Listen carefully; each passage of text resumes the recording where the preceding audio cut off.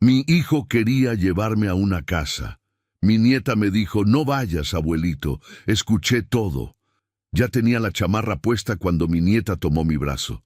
Sus dedos estaban fríos y temblando. Abuelito, no vayas.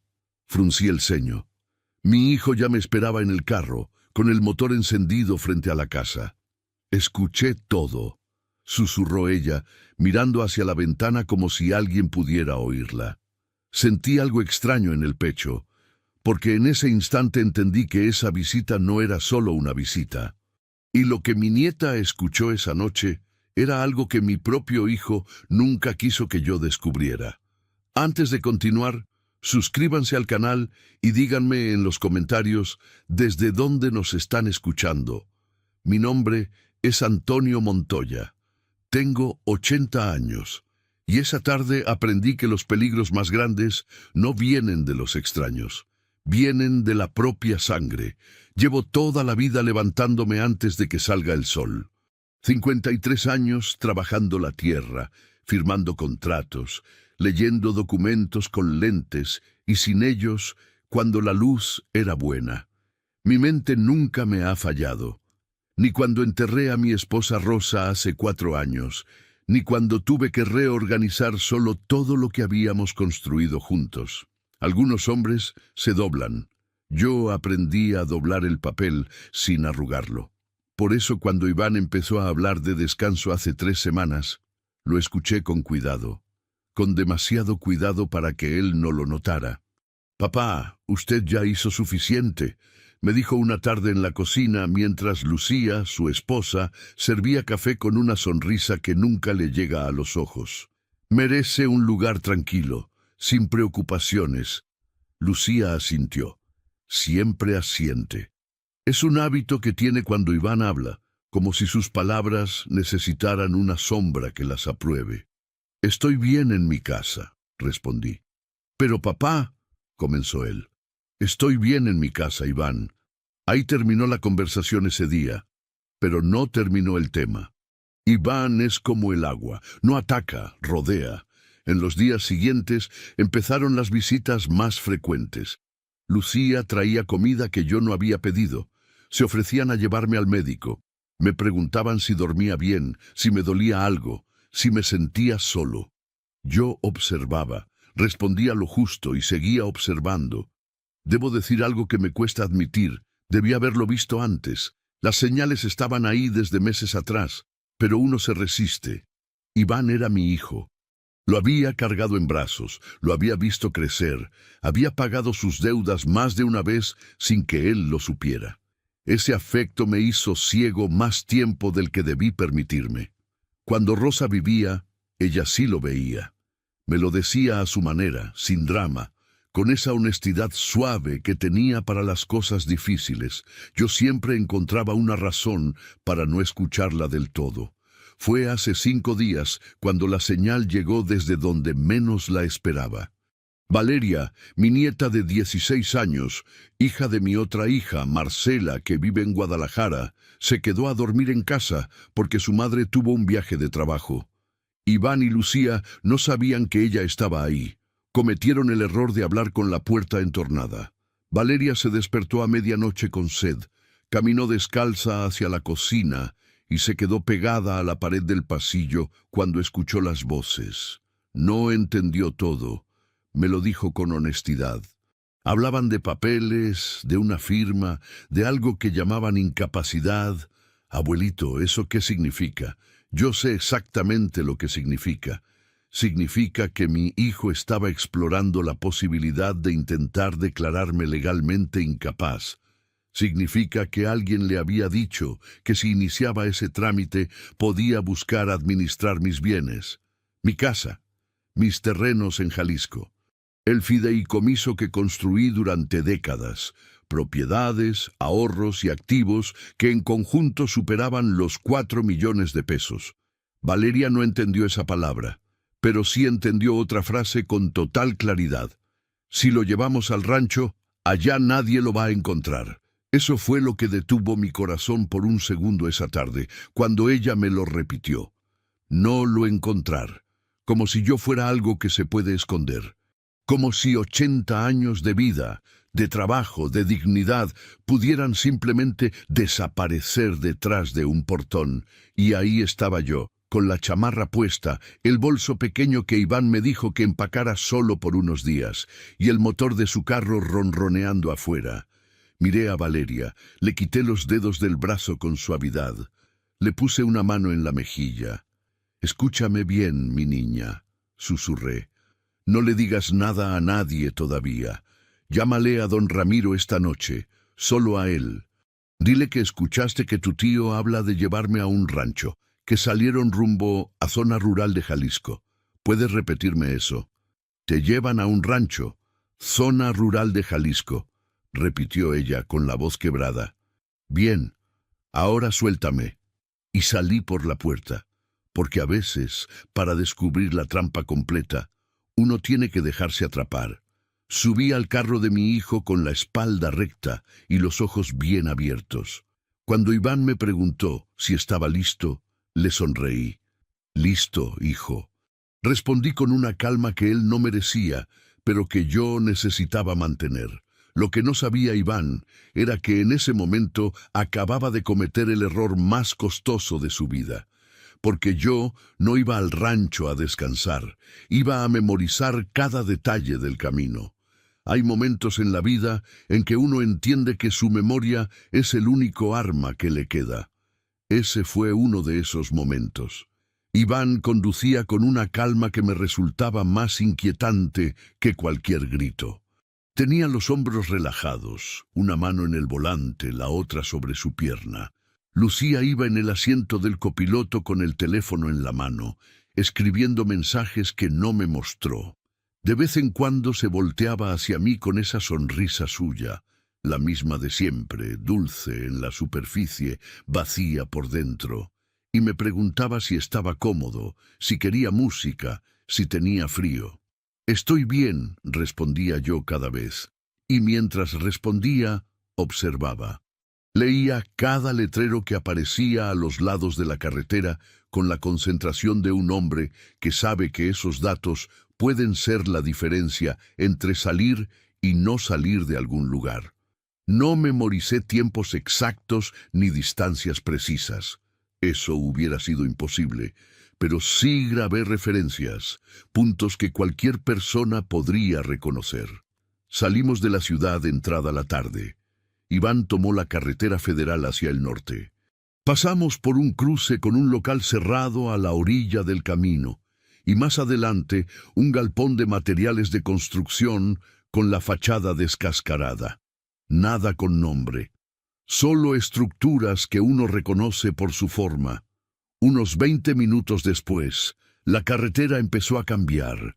El asfalto se volvió más delgado, más gris, con las orillas desmoronadas. Los árboles comenzaron a cerrarse a los lados.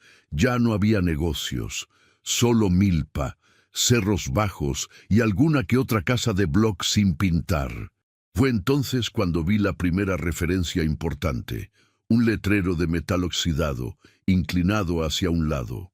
Alcancé a leer «Encarnación de Díaz», con una flecha apuntando hacia la izquierda. Iván siguió de frente. No tomó esa desviación. Lo grabé. Unos minutos más tarde me di cuenta de que no había entrado ningún mensaje en el teléfono. Lo saqué del bolsillo del saco y vi lo que ya sospechaba. Sin cobertura. Ni una sola barra.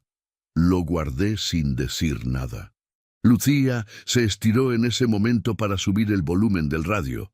Música de fondo. Nada específico. Solo ruido que llenaba el silencio para que yo no pensara demasiado. Pero yo ya estaba pensando. Después de pasar el letrero de Encarnación de Díaz, Iván tomó un desvío sin anunciarlo. Una brecha de terracería que crujía bajo las llantas del carro. El polvo se levantaba a los lados como cortinas beige. Los árboles aquí eran más altos, más juntos. La luz del sol llegaba filtrada, en trozos, como si el camino se estuviera comiendo la tarde. Pasamos junto a una construcción abandonada, una barda de piedra a medias, un techo de lámina vencido. Al lado, Un poste inclinado que años atrás debió señalar algo, pero que el tiempo había dejado mudo. Lo memoricé. El poste, la barda de piedra, la lámina vencida. Seguimos un buen trecho más por esa brecha hasta que el terreno se abrió ligeramente y apareció una construcción más sólida. Una barda blanca con manchas de humedad, un portón de metal color verde oscuro con pintura descascarada en las esquinas. Iván detuvo el carro frente al portón y tocó el claxon 2 veces. Desde adentro, alguien descorrió un seguro. Las hojas de metal se abrieron hacia adentro, lentas, con ese sonido de bisagras que no han sido aceitadas en mucho tiempo. «Aquí lo van a cuidar muy bien, papá», dijo Iván mientras avanzaba hacia el interior. Me quedé mirando cómo el portón volvía a cerrarse detrás de nosotros, y fue entonces cuando lo vi. El candado, grande, plateado, colocado por fuera, no por dentro, por fuera, como se cierra una bodega, como se sella un lugar del que nadie debe salir sin que alguien de afuera lo decida. Sentí el frío de esa tarde colarse por las costuras de mi chamarra, pero no dije nada, porque un hombre que ya perdió el control de la situación grita. Un hombre que todavía tiene el control observa.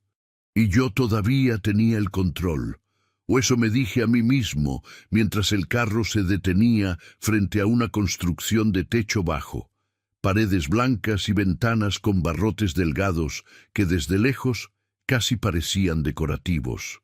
Casi. Hay lugares que te reciben con silencio, no el silencio tranquilo del campo al amanecer, sino el silencio pesado de un sitio donde las palabras están prohibidas. Ese lugar era así. Bajé del carro despacio, como lo hago siempre, sujetándome del marco de la puerta con la mano derecha. No porque no pueda valerme solo, sino porque uno aprende a no desperdiciar energía en gestos innecesarios. Iván no me ofreció la mano. Estaba ya hablando con un hombre de mediana edad, complexión gruesa, camisa beige, con un bordado discreto en el pecho. Lucía se quedó a mi lado con esa sonrisa pegada en la cara. «Va a ver que aquí va a estar muy a gusto, don Antonio», me dijo. No respondí. Estaba ocupado mirando. El patio interior era amplio pero sin gracia. Cemento liso, algunas macetas con plantas que nadie había regado en días, una banca de metal pintada de verde bajo un árbol de sombra raquítico. Había 3 personas mayores sentadas en distintos puntos del patio. Ninguna hablaba, ninguna se miraba entre sí. Solo estaban ahí, como muebles colocados sin ningún criterio particular. Uno de ellos, un hombre delgado con el cabello completamente blanco y los ojos fijos en el suelo, levantó la vista cuando pasé cerca. Me miró apenas un segundo, y en ese segundo vi algo que me tensó el estómago. No había curiosidad en su mirada, solo resignación, la mirada de alguien que ya dejó de esperar. Nos llevaron a una oficina pequeña junto a la entrada.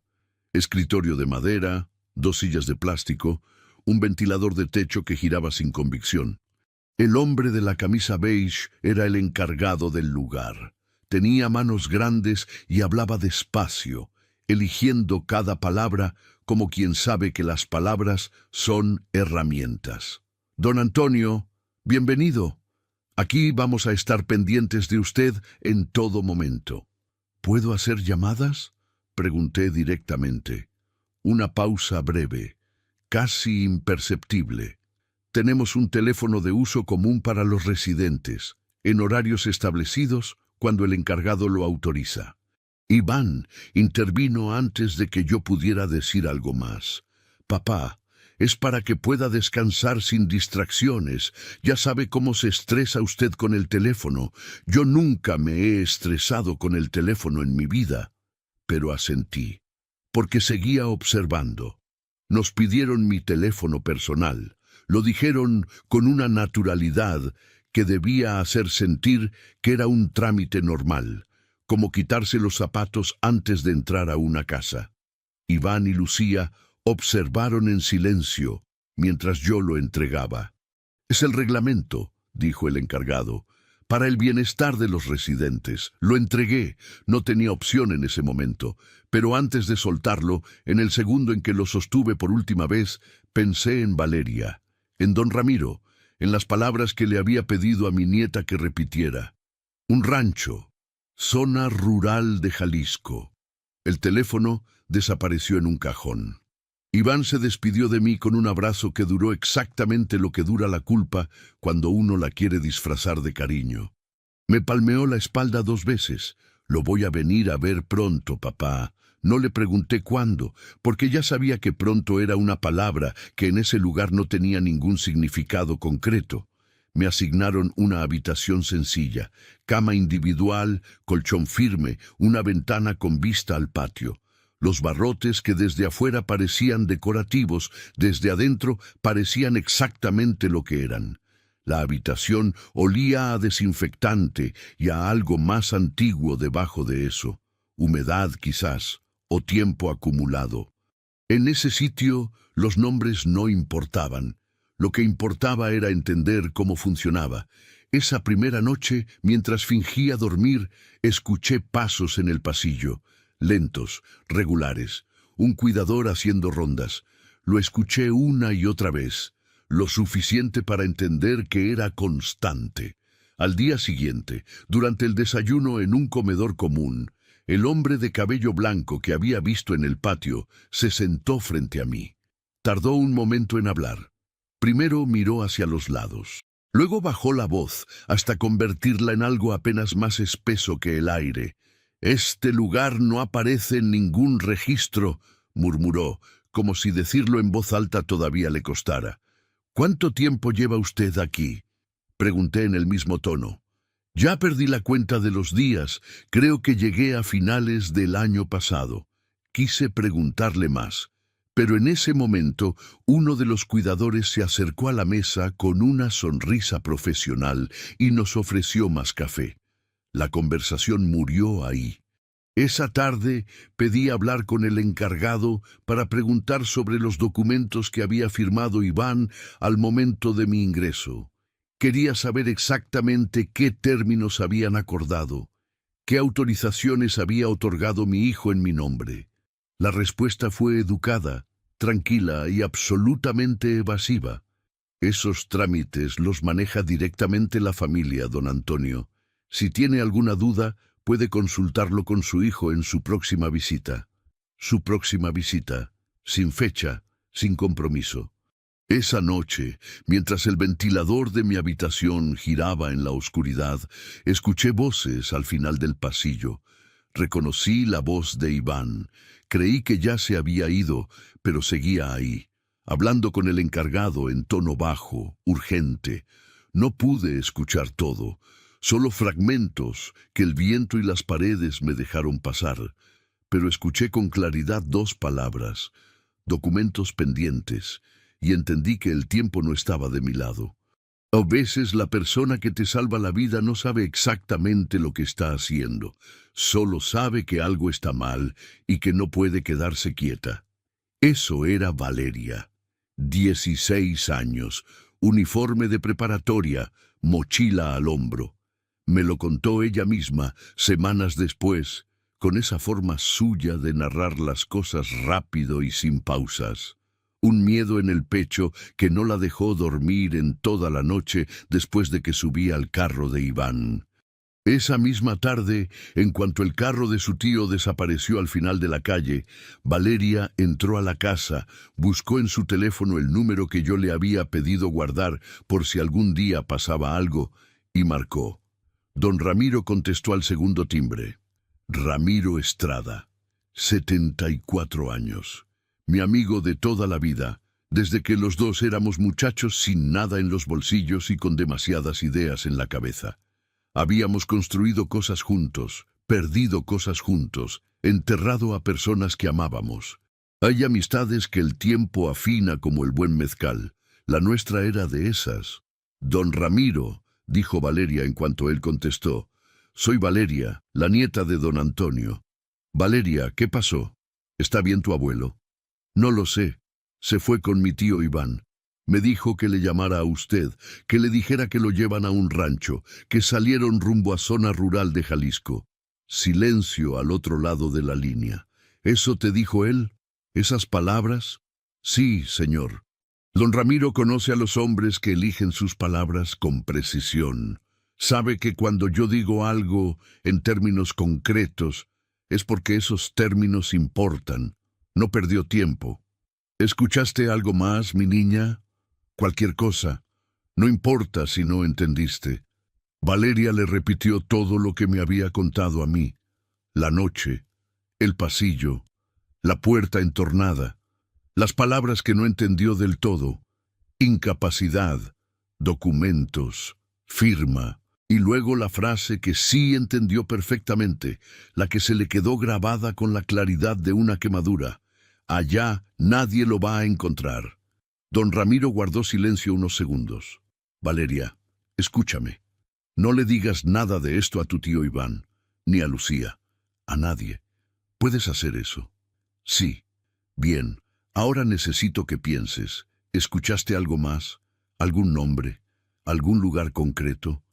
Valeria pensó, y entonces recordó otro fragmento que en el momento no le había parecido importante.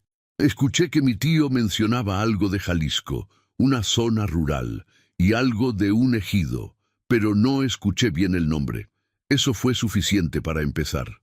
Don Ramiro pasó los siguientes días haciendo lo que mejor sabe hacer, moverse con discreción entre personas que saben cosas. Tiene esa habilidad que desarrollan los hombres que han vivido mucho y hablado con mucha gente distinta. Sabe cuándo preguntar directamente y cuándo rodear el tema hasta que la información aparece sola. Habló con un conocido que tiene tierras en la región de Encarnación de Díaz. Le preguntó, como al pasar, si sabía de alguna propiedad que recibiera personas mayores por esas brechas. El hombre frunció el ceño. Dijo que había escuchado mencionar algo así, años atrás, un lugar discreto que no aparecía en ningún directorio oficial, rumbo al norte del municipio, por los ejidos de ese lado. Don Ramiro no mostró ninguna reacción, solo asintió y cambió el tema. Esa misma noche llamó al licenciado Fernando Cárdenas. Yo conocía a Fernando desde hacía 12 años. Lo contraté cuando tuve que resolver un conflicto de linderos con un vecino que quería apropiarse de 4 hectáreas de mi terreno en Jalisco. Fernando resolvió ese problema en 3 meses, con documentos, sin escándalo y sin que yo tuviera que alzar la voz ni una sola vez. Desde entonces lo había consultado para todo lo que tuviera que ver con mis bienes. Hace 2 años, cuando Rosa murió y entendí que estaba solo frente a un patrimonio que mis hijos conocían en detalle, tomé una decisión. No fue desconfianza hacia Iván en ese momento, fue prudencia. El tipo de prudencia que uno aprende cuando ya enterró a demasiada gente y sabe que los papeles importan. Le di acceso de monitoreo, no de administración, al licenciado Cárdenas sobre 3 de mis cuentas principales, solo para observar, por si algún día alguien movía algo sin que yo lo autorizara. Don Ramiro le explicó la situación en términos precisos, sin exagerar, sin minimizar. Fernando escuchó todo sin interrumpir. Cuando don Ramiro terminó, hubo una pausa. ¿Sabe si hay algún intento de iniciar un trámite de incapacidad? No lo sé con certeza, solo sé que Iván habló de documentos pendientes. Eso es lo que me preocupa, dijo Fernando. Si están intentando iniciar ese proceso, necesitan que don Antonio esté inaccesible mientras presentan la solicitud. Aislado, sin posibilidad de contradecir nada. Ese tipo de trámite, si apenas empezó, está en fase muy inicial. Tarda meses en avanzar, pero necesitan tiempo, y para ganar ese tiempo, lo están escondiendo. ¿Qué necesita usted para actuar? Necesito confirmar la ubicación, y necesito hacerlo antes de que Iván logre consolidar algo. Mi encierro de 11 días era solo la última pieza de un plan que llevaba meses armándose. Esa noche, Mientras Fernando revisaba registros y don Ramiro trazaba rutas mentales con lo poco que tenía, a muchos kilómetros de distancia, yo yacía despierto en mi cama de ese lugar aislado, mirando el techo y escuchando el ventilador girar, pensando en Valeria, pensando en si había sido suficiente lo que le pedí, sin saber todavía que en ese mismo momento el licenciado Fernando Cárdenas ya había encontrado algo en los registros que le heló la sangre, una irregularidad que cambiaba todo. Hay personas que hacen el bien no porque sean valientes, sino porque su conciencia ya no les permite seguir mirando hacia otro lado. El muchacho se llamaba Óscar. Tendría unos 25 años, delgado, moreno, con las manos callosas de quien creció trabajando en el campo y terminó en ese lugar por necesidad más que por convicción. Era el cuidador que me traía el desayuno cada mañana. Lo hacía en silencio, dejando la charola sobre la mesita junto a la ventana sin mirarme directamente, como si el contacto visual fuera algo que le habían prohibido o que él mismo había decidido evitar para no complicarse la vida. Pero yo lo observaba, y había algo en él que no encajaba con el resto del lugar. Los demás cuidadores tenían esa frialdad entrenada de la gente que aprendió a no involucrarse. Eficientes, cordiales en la superficie, impermeables por dentro. Óscar no.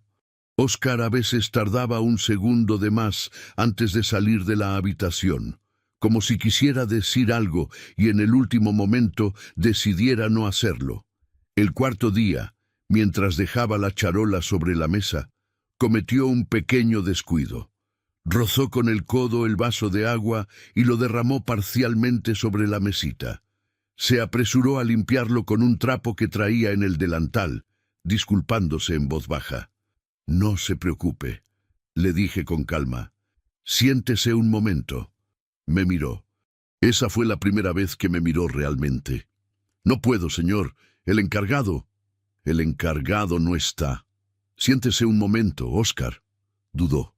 Luego jaló la silla y se sentó en el borde, listo para levantarse en cualquier segundo. Lo miré sin prisa.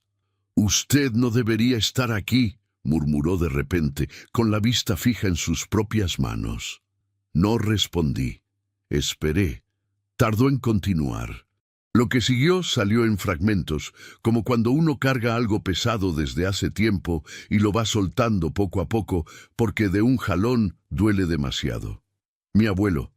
Lo trajeron a un lugar parecido. Hace unos años. Mi tío dijo que era por su bien, que necesitaba cuidados. Hizo una pausa. Nunca salió. «Lo siento», dije en voz baja. Óscar apretó los labios. Siguió mirando sus manos. «Yo acepté trabajar aquí porque necesitaba el dinero, pero desde que llegué...» No terminó la frase. Respiró hondo.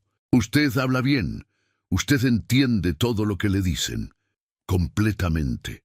Otro silencio largo.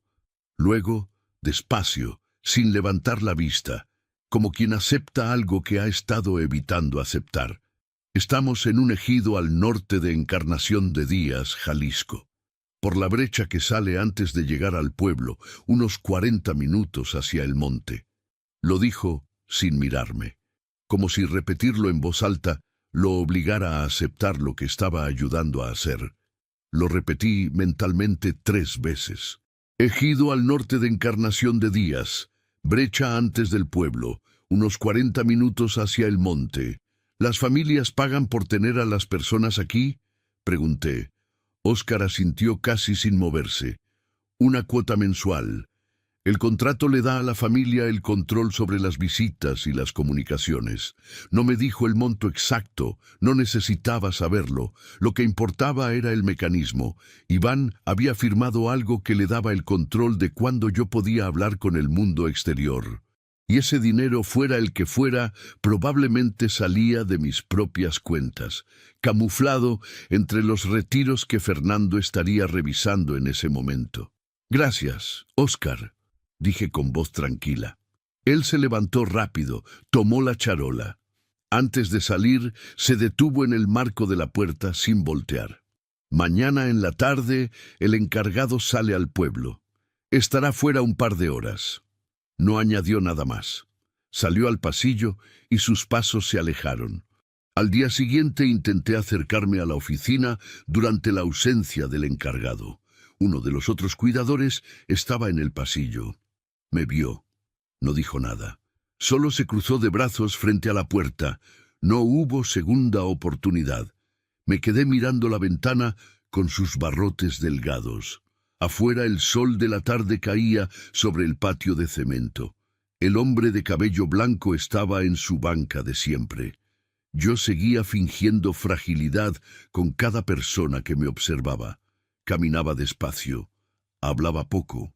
Dejaba que me creyeran exactamente lo que Iván les había dicho que era: un anciano que necesitaba cuidados y supervisión constante. Pero por dentro estaba construyendo, pieza por pieza, dato por dato. Ya sabía aproximadamente dónde estaba. Ya sabía cómo operaba el lugar. Ya sabía lo que Iván buscaba. Lo que no sabía era si afuera alguien estaba avanzando tan rápido como yo necesitaba. Hasta que al día siguiente, durante el almuerzo, uno de los cuidadores entró al comedor con el ceño fruncido y buscó al encargado con la mirada. Se acercó a él y le dijo algo al oído. Vi cómo el encargado tensaba la mandíbula. Luego vi cómo tomaba su teléfono y marcaba un número, y escuché desde mi mesa al encargado decir con la voz tensa: «Están preguntando por usted. Cuando la justicia se mueve, no hace ruido. Avanza despacio, con documentos, con firmas, con paciencia. Pero cuando llega, llega completa». Semanas después, cuando todo había terminado, Fernando y don Ramiro me contaron cada paso que dieron mientras yo estaba adentro. Lo escuché sin interrumpirlos. Necesitaba saber exactamente lo que había pasado del otro lado del portón.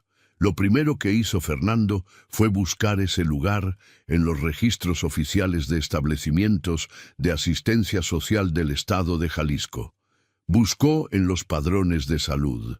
Buscó en los registros de residencias para adultos mayores.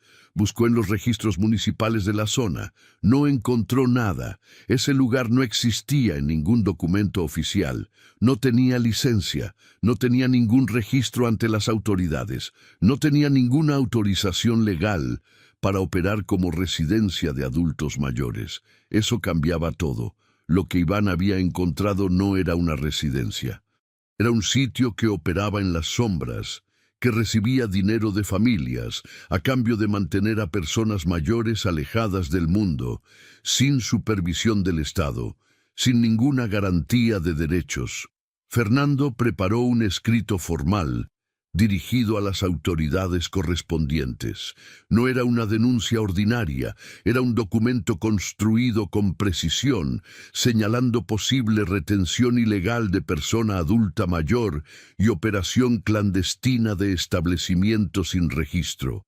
Adjuntó el testimonio de Valeria, la referencia geográfica que don Ramiro había conseguido y un análisis de movimientos en mis cuentas bancarias. Porque Fernando había visto movimientos. En los últimos meses, Iván había realizado varios retiros en efectivo desde una cuenta conjunta que teníamos para gastos del terreno familiar. Los había justificado ante el banco como gastos médicos y de cuidado para el padre. En total, una cantidad considerable retirada sin mi autorización real, disfrazada bajo conceptos que sonaban legítimos, pero que yo jamás había aprobado personalmente. Eso ya no era solo una sospecha, eso era evidencia de manejo irregular de fondos. Respecto al supuesto trámite de incapacidad, Fernando verificó que Iván apenas había presentado una solicitud inicial. Estaba en la fase más preliminar posible, sin ningún avance real. Un proceso así tarda meses, a veces más de un año, y requiere evaluaciones médicas, audiencias y, sobre todo, que la persona no pueda contradecirlo. Por eso necesitaban que yo estuviera aislado, no para cerrar el trámite, sino para ganar tiempo mientras lo construían. Mientras Fernando organizaba el expediente, don Ramiro se movía en otro frente. Condujo hacia esa zona rural con la discreción de quien sabe que no puede llamar la atención. Habló con el encargado de un pequeño negocio de abarrotes en el poblado más cercano. Le preguntó por alguna propiedad que recibiera personas mayores por esas brechas. El hombre bajó la voz y dijo que la gente del lugar sabía que por ahí había algo así, pero que nadie se metía. Don Ramiro tomó nota de todo. Fotografió la entrada de la brecha con su teléfono desde la carretera. Registró las referencias con una aplicación que su nieto le había instalado meses atrás. Esa información llegó a Fernando esa misma noche. El expediente empezó a tomar forma. Presentaron la denuncia y entonces llegó lo más difícil: esperar. Las autoridades no se mueven al instante. Eso Fernando me lo explicó después con honestidad. Pasaron varios días sin respuesta. Don Ramiro llamaba. Fernando insistía. Argumentaba que se trataba de un adulto mayor, en posible situación de riesgo, que cada día contaba, que el aislamiento podía estar siendo usado para avanzar en un proceso legal irregular. Ese argumento, finalmente, fue el que abrió la puerta. Por tratarse de una persona mayor en posible estado de vulnerabilidad, las autoridades autorizaron una inspección. Mientras eso ocurría afuera, yo adentro mantenía mi papel con una disciplina que me costaba más de lo que quería admitirme. No era fácil caminar despacio cuando por dentro quería moverme con urgencia. No era fácil responder con calma al encargado cuando por dentro lo que sentía era una furia contenida como agua a punto de hervir. Pero sabía que cualquier reacción precipitada le daría a Iván exactamente lo que necesitaba. Así que guardaba, acumulaba, esperaba. Un día escuché que Iván llamó al encargado. Solo fragmentos desde el pasillo. No podemos esperar más tiempo. Los documentos tienen que estar listos antes de que alguien... La voz de Iván, tensa. La voz de un hombre que siente que el tiempo se le escapa. Tenía razón en sentirlo, solo que no sabía por qué. Lucía apareció esa misma tarde sin aviso, con una bolsa de frutas y una sonrisa que nadie le había pedido. Don Antonio, queremos que esté cómodo aquí. Si necesita algo, necesito irme a mi casa, dije. Ella parpadeó. Sonrió de nuevo. Ya sabe que es por su bien. Iván solo quiere lo mejor para usted. No respondí. La miré con la calma de quien ya sabe lo que está pasando y no necesita discutir. Lucía se fue 1 hora después, más nerviosa de lo que había llegado. Esa noche, desde la ventana de mi habitación, vi las luces del portón encenderse de repente. Escuché voces, el motor de un vehículo, luego otro. El encargado salió corriendo hacia el portón. Y a través de los barrotes de mi ventana, en la oscuridad del camino de terracería, vi las luces rojas y azules que giraban despacio. Hay momentos que uno lleva años sin saber que está esperando, y cuando llegan no se parecen en nada a como uno los imaginó. No hubo gritos, no hubo forcejeos, no hubo el drama ruidoso que las películas nos enseñan a esperar cuando la justicia llega a cobrar lo que se le debe. Solo hubo luz, fría, giratoria, entrando por mi ventana en franjas rojas y azules que se repetían sobre las paredes de mi habitación. Escuché el portón abrirse de golpe, empujado desde afuera, con una autoridad que no admitía negociación. Escuché pasos sobre el cemento del patio, voces con ese tono específico de quien tiene documentos en la mano y sabe exactamente lo que está buscando. Me senté en la cama. Me puse los zapatos despacio, con cuidado, como lo hago cada mañana. Me abotoné la camisa hasta arriba. Si iba a salir de ese lugar, iba a salir como lo que soy, un hombre con toda su dignidad intacta. Cuando abrieron la puerta de mi habitación, no era el encargado. Era una mujer de uniforme, cabello recogido, con una tablet en la mano. Se identificó como parte del equipo de inspección de las autoridades de protección a adultos mayores. ¿Es usted Antonio Montoya?, preguntó. El mismo, respondí. Me miró con esa atención particular de quien necesita evaluar rápidamente el estado de una persona. ¿Se encuentra bien, señor? Perfectamente bien. Llevo aquí 11 días sin haber autorizado personalmente mi ingreso, sin acceso libre a comunicaciones y sin ningún documento firmado por mi propia mano, pero físicamente perfectamente bien. Ella asintió. Escribió algo en la tablet. Vamos a pedirle que nos acompañe, señor Montoya. Tomé mi bolso pequeño, el mismo que Iván me había pedido que empacara solo por unos días. Todavía tenía dentro la muda de ropa, el frasco de mis medicamentos y una fotografía de Rosa que nunca viajo sin llevar. Salí al pasillo. Ese lugar era diferente en ese momento. Los cuidadores estaban agrupados en el comedor, respondiendo preguntas. El encargado estaba junto a la oficina con varias personas que claramente no eran de ahí. En el patio, bajo el árbol de sombra raquítico, el hombre de cabello blanco me miraba desde su banca. Lo mismo de siempre. Pero esta vez había algo diferente en sus ojos.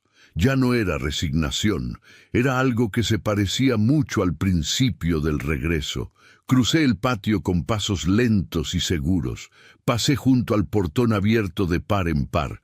Y cuando puse el pie en la terracería del otro lado, en el aire libre de esa noche de Jalisco que olía a tierra húmeda y a encinos, sentí algo que no sé si tiene nombre exacto. No era alegría, era algo más profundo y más quieto. Era el peso exacto de lo que significa recuperar lo que siempre fue de uno. El licenciado Fernando Cárdenas estaba junto a un vehículo oscuro a unos metros del portón. Cuando me vio, caminó hacia mí con esa parsimonia suya que yo había aprendido a leer como señal de que las cosas estaban en orden. «Don Antonio», dijo extendiendo la mano. Se la estreché.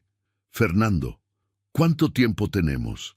«Suficiente para todo lo que necesitamos hacer». Don Ramiro estaba a su lado.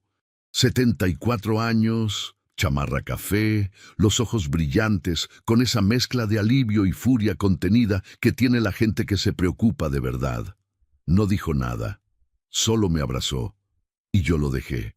Fue ahí, en ese abrazo en la oscuridad de un camino de terracería en Jalisco, donde finalmente solté algo que había estado cargando 11 días sin poder dejar ir. Nos sentamos en el vehículo mientras la inspección continuaba adentro. Fernando me explicó lo que había encontrado: el lugar sin registro, los movimientos irregulares en las cuentas, la solicitud inicial que Iván había presentado apenas unas semanas atrás intentando iniciar el trámite de incapacidad. ¿Ese proceso puede avanzar?, pregunté. Con usted compareciendo y demostrando su plena capacidad, ese trámite difícilmente puede prosperar. Quedará como lo que es, una solicitud sin sustento. Asentí. ¿Y los retiros de la cuenta? Documentados. Hay una investigación abierta. Iván va a tener que dar explicaciones sobre cada movimiento. Guardé silencio un momento. Luego pregunté lo que llevaba 11 días sin poder preguntar en voz alta. ¿Dónde está mi hijo? Fernando señaló discretamente hacia el portón. Iván había llegado al lugar poco antes que las autoridades. Llegó acelerado, nervioso, con una carpeta de documentos bajo el brazo que claramente no esperaba tener que explicar esa noche. Lo vi cuando salió. Traía la camisa por fuera del pantalón, el cabello revuelto, la carpeta apretada contra el pecho como si todavía pudiera protegerlo. Cuando me vio, se detuvo. Lucía estaba detrás de él. También se detuvo. Me quedé quieto. No me moví hacia él ni me alejé. Solo lo miré con la calma de quien ya entendió completamente lo que pasó y no necesita gritar para que el otro lo sepa. Iván abrió la boca. La cerró. Volvió a abrirla. «Papá, yo solo quería...» Ya sé lo que querías, dije. 3 palabras, sin gritos, sin temblor en la voz, solo la verdad, dicha con la precisión de un hombre que sabe que las palabras más pesadas son las más cortas. Iván bajó los ojos. Lucía miraba hacia la oscuridad de los árboles, como si pudiera encontrar ahí una salida que no existía. Fue entonces cuando sentí una mano pequeña en la mía. Me volteé. Valeria estaba ahí. Don Ramiro la había traído sin decirme nada, guardándose esa sorpresa con la generosidad de los amigos que saben cuándo se necesita algo más que palabras. 16 años, uniforme de preparatoria todavía puesto, los ojos rojos pero la barbilla firme. La abracé como se abraza a alguien que te salvó la vida sin saber exactamente qué lo estaba haciendo. «Lo encontramos, abuelito», susurró contra mi hombro. «Me encontraron», corregí. Y mientras la sostenía, miré por encima de su cabeza hacia donde Iván seguía de pie con su carpeta de documentos que ya no servían para nada. Y le dije la única palabra que llevaba 11 días esperando decirle: traición. Iván no respondió. No había respuesta posible para eso. Pero lo que vino después, cuando Fernando le informó que el acceso a mis cuentas había sido revocado, que el fideicomiso estaba blindado bajo nuevas instrucciones y que existía una investigación abierta por los movimientos irregulares, fue algo que no olvidaré nunca. Por primera vez en mi vida vi a mi hijo entender que había perdido algo que no podía recuperar con documentos ni con disculpas. No el dinero, el control. Y eso era exactamente lo que yo nunca debía haberle dejado creer que tendría. Hay victorias que no se celebran con ruido, se celebran en silencio, firmando papeles, mirando hacia adelante y entendiendo que la dignidad no se hereda, se defiende. Pasaron 3 semanas desde esa noche en el camino de terracería de Jalisco. 3 semanas en las que dormí en mi propia cama, en las que escuché el silencio de mi propia casa sin barrotes en las ventanas ni pasos de guardia en el pasillo, en las que tomé mi café a la hora que yo decidí, abrí mi puerta cuando yo quise y nadie me preguntó si estaba cómodo con la intención de evaluar si todavía servía para algo. 3 semanas en las que aprendí que recuperar la libertad no es un momento, es un proceso lento, como cuando uno saca los pies del lodo y necesita sacudirlos despacio para no caerse. El licenciado Fernando Cárdenas llegó un martes por la mañana con una carpeta gruesa y 2 asistentes que cargaban copias adicionales de todo. Se sentó frente a mí en la mesa del comedor, la misma donde Rosa y yo habíamos desayunado durante 46 años, y comenzó a explicarme lo que había preparado. Lo escuché todo, cada punto, cada cláusula, porque un hombre que llegó hasta aquí habiendo construido lo que yo construí no firma nada sin entenderlo primero. El primer documento era la actualización de mi testamento. Había uno anterior, redactado 7 años atrás, cuando todavía creía que la familia se sostenía sola por el peso del apellido y el amor acumulado. Ese testamento era generoso con Iván de una manera que ya no correspondía a la realidad. El nuevo era diferente. Mis propiedades en Jalisco, la parte más visible del patrimonio, valuada en 3.200.000 pesos, que junto con ahorros y otros activos formaban el total que había construido a lo largo de los años, quedaban bajo un fideicomiso administrado por una institución bancaria, con instrucciones específicas y cláusulas que ningún familiar podía modificar sin autorización de un juez. Fernando trabajó durante semanas en blindar ese documento desde todos los ángulos posibles. El segundo documento establecía un fondo específico a nombre de Valeria. 800.000 pesos, protegidos hasta su mayoría de edad y destinados a su educación universitaria y los primeros años de su vida independiente. Fernando me preguntó si quería que ella lo supiera de inmediato. Todavía no, respondí. Cuando cumpla 18 años que lo sepa, que entienda que las decisiones correctas tienen consecuencias correctas. El tercer documento era el que le quitaba a Iván cualquier rol de administración sobre mis bienes. No era un acto de venganza impulsiva. Era simplemente el reconocimiento de una realidad que yo había ignorado demasiado tiempo. Iván no había llegado a la traición de un día para otro. Yo lo había dejado acercarse demasiado a lo que no le pertenecía, mirando para otro lado cada vez que había señales. Ese documento era también mi manera de corregir mi propio error. Lucía había enviado días antes una carta a través de su abogado insinuando que todo había sido un malentendido, que Iván actuó con buenas intenciones, que el lugar donde me habían llevado era una opción que cualquier familia preocupada podría considerar. Fernando me la mostró, la leí completa, la devolví. Archívela, dije. La investigación por los movimientos irregulares en la cuenta seguía su curso. Fernando me explicó que era un proceso que llevaría tiempo, que no habría consecuencias inmediatas, pero que estaba abierto y documentado. Iván tendría que dar explicaciones. La justicia avanza a su propio ritmo, pero avanza. No fui yo quien decidió eso. Lo decidió lo que él mismo hizo. Yo solo puse los documentos sobre la mesa. Hay personas que confunden la justicia con la venganza. La venganza quiere ver sufrir. La justicia quiere restablecer lo que fue roto.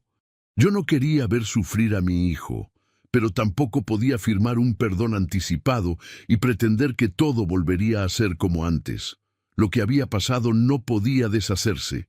Don Ramiro estuvo presente todo el tiempo que duró la sesión con Fernando, sentado en la silla junto a la ventana, con su café en la mano, sin decir más de lo necesario. Así lleva 50 años acompañando. No resuelve lo que no le pertenece resolver. Solo está. Y a veces estar es lo más difícil y lo más valioso que alguien puede hacer. Cuando terminamos de firmar el último documento, Fernando recogió todo con ese orden meticuloso que lo caracteriza. Le estreché la mano. Buen trabajo, Fernando. Usted hizo la parte más difícil, don Antonio. Quizás tenía razón, porque lo más difícil no había sido soportar 11 días en ese lugar aislado.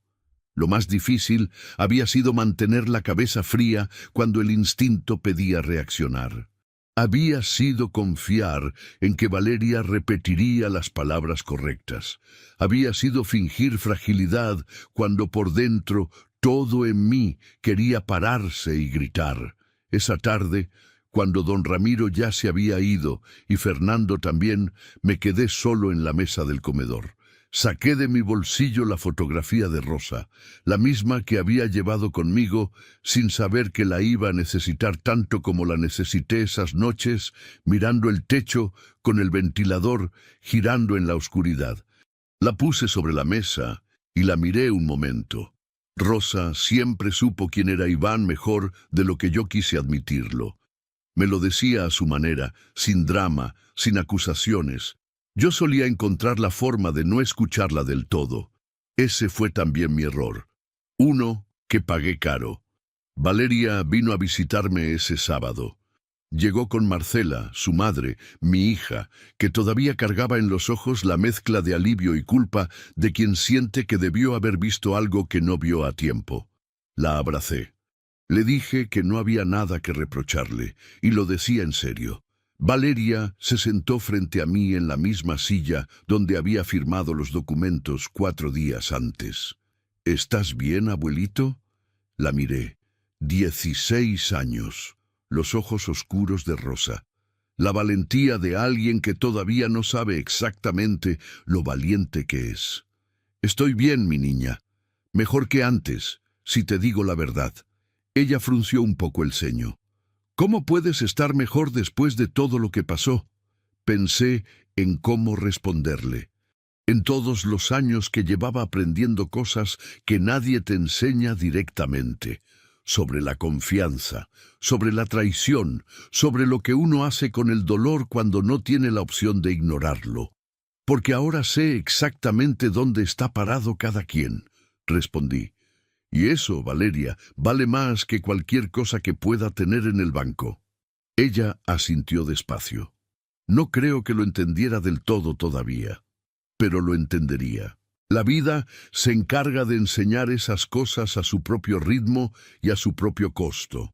Esa noche, antes de dormir, me senté un momento en el sillón de la sala, el mismo donde había estado sentado cuando Iván llegó por primera vez a hablarme de lugares tranquilos y de descanso que yo no había pedido. Pensé en el hombre de cabello blanco de ese rancho, en sus meses en aquella banca de metal, en la mirada que tenía cuando yo crucé el patio hacia el portón abierto. Fernando me había dicho que las autoridades habían iniciado un proceso de revisión de todos los que estaban en ese lugar, que varios ya habían sido contactadas sus familias, que el sitio estaba siendo intervenido.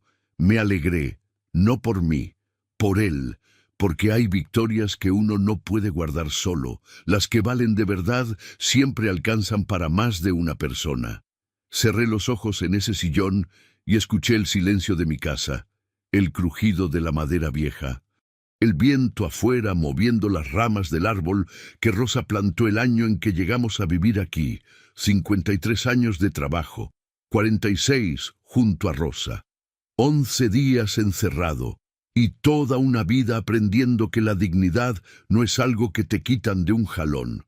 Te la quitan poco a poco, con palabras amables, con sonrisas que no llegan a los ojos, con cuidados que en realidad son jaulas, y se recupera de la misma manera, poco a poco, con documentos, con testigos, con una nieta de 16 años que se quedó pegada a la pared de un pasillo porque algo dentro de ella le dijo que el silencio era complicidad.